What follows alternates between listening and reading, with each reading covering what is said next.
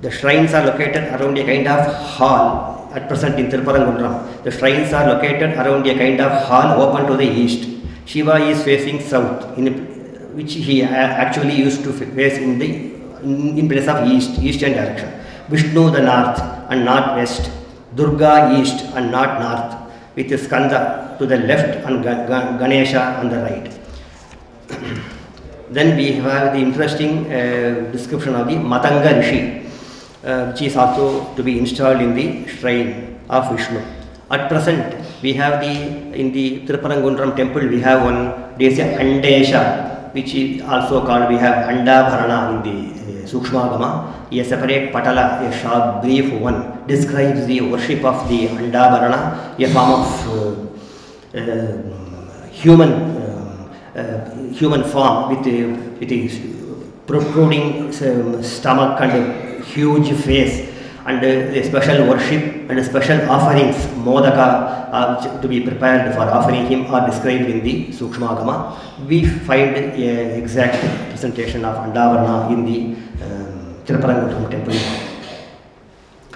Then this much, so much about the temple structure.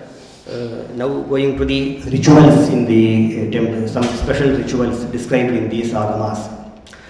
We find in the Rudrodhara Vidhi, a chapter in the Deepthagama, which is very interestingly deals with drawing a huge diagram, mandala, that comprises 35 concentric circles with 3084 squares.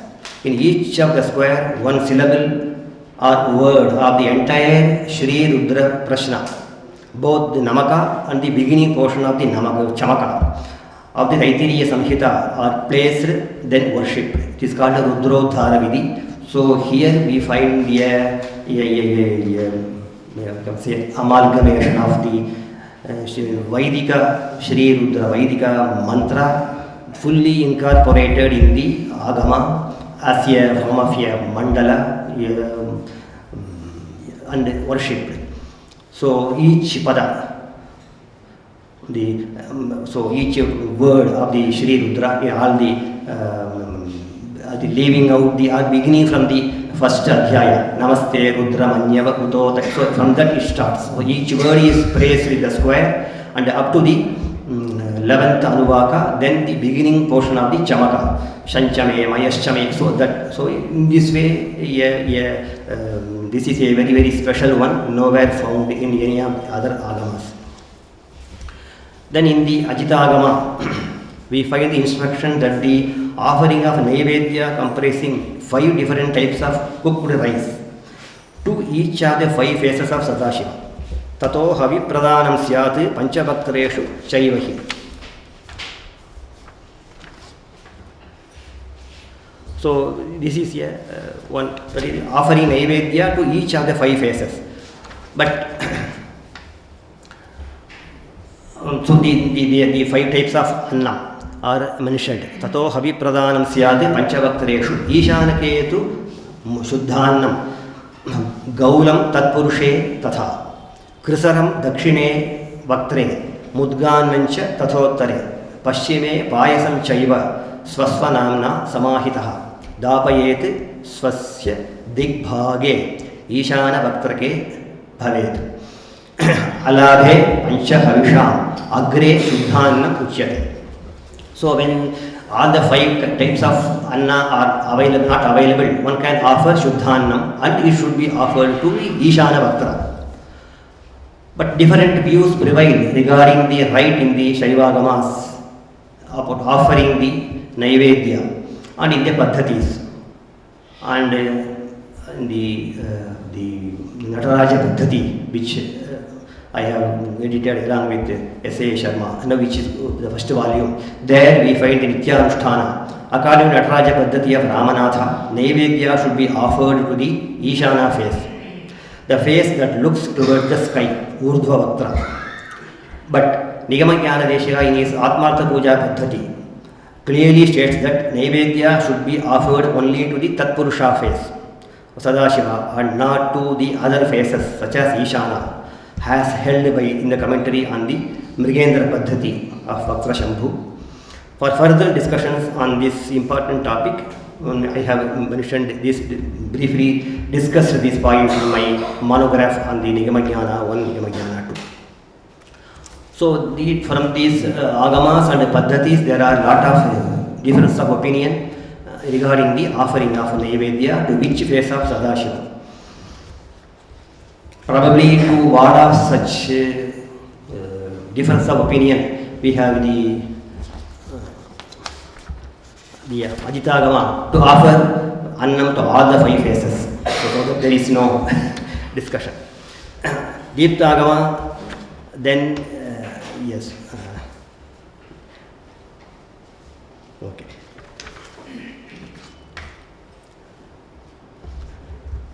Then another, we have the Rudra Ganika Diksha, we have the Yoga Jagama.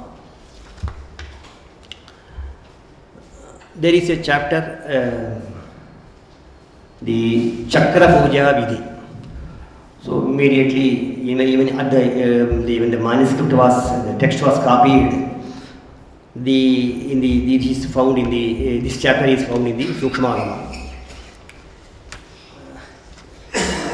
So there the beginning of the Chakra Puja, it is written.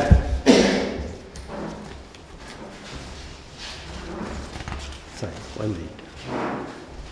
Shri Chakra Aradhanam Bhakshye Shrunutvam Tat Prabhanjana. So immediately by seeing this, some of the scholars who I met, they said even the Shri Chakra worship is mentioned in the Sukshmagama. This is the first shlokartha. Immediately it starts with the arrangement of different temple employees with the various designations and their respective places, and each one of them had their own insignia, mudra, and their defined duties. These are all mentioned in the entire chapter. So this is the Puja Chakra employees arrangement in the temple. So nothing to do with the Shri Chakra or Shri Vidya or Shri Rani, Shri Yantra. And there are 34 or 35 such employees, and their duties are all mentioned. So that is a very important one. Another, a parallel one we find in the Yoga Jagama, where the chapter in the Patala is called Vibhava Nishchaya. It also has some details about the temple employees, workers in the temple, Archaka, etc. So as far as I know, only these 2 agamas, and Sukshma Agama is the detailed one. Yoga Jagama deal with the arrangement of temple employees. Probably by further research, we can refer to the temple inscriptions of the Chola Pandya period of the 10th, 11th, 12th centuries, and find many parallels between the chapter, the employees mentioned in the Agama and the prevailing situation during the Chola period of temple administration. That is a very important one related to the temple from the Sukshma Agama.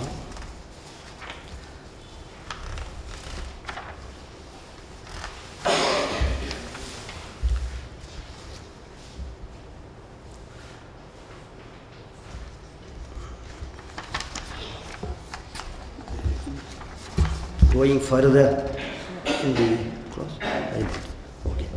The Achintya Vishwasadakya Agama, which is still unpublished, has some chapters dealing with some special kinds of Diksha. Karma Diksha, 3 Tattva Karma Diksha, Yoga Diksha, Vijnana Diksha, and I think Vijnana Yoga Diksha, like that. And the ritual is described. How to be performed.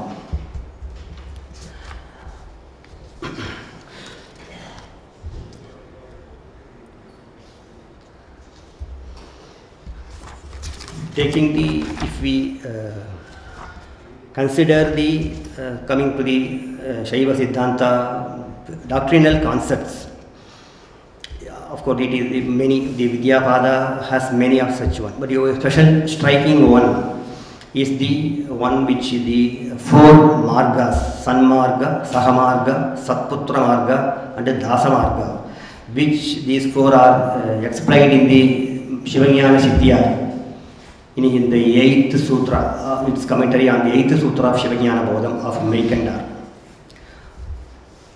In the Achintya Vishwasadha Kyagama, interestingly, in the first Patala itself, we have quite a number of verses dealing with defining what are the Sanmarga, how the initiate, the Shaiva follower, what are his duties, how does he conduct Sahamarga, then Sanmarga. So like that, it is here nearly more than 20 verses, so of course with a lot of mistakes. So I do not want to read out because of want of time. So it is in fact we find in the Achintya Vishwasadhakhya exact presentation of these four margas. Similarly, I think I have mentioned elsewhere. Sayujya,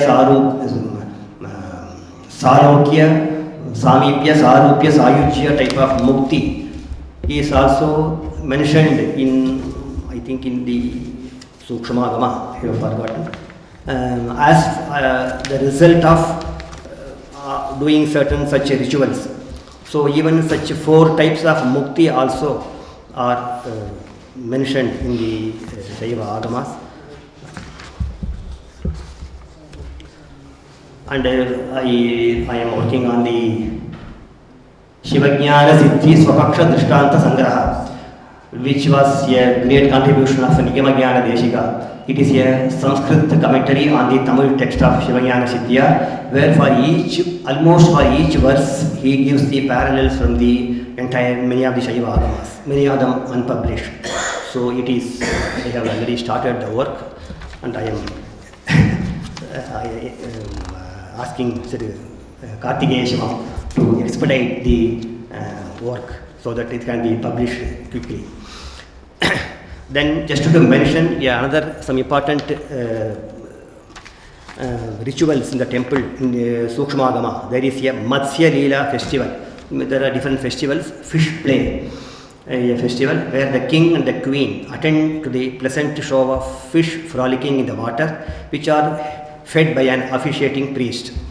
So this is where the deity is also taken there to watch the performance of Matsya Leela. Then Mauktika Grahana Vidhi in the Sukshmagama, it deals with the collection of pearls in order to make ornaments for the god and seemingly also for the king.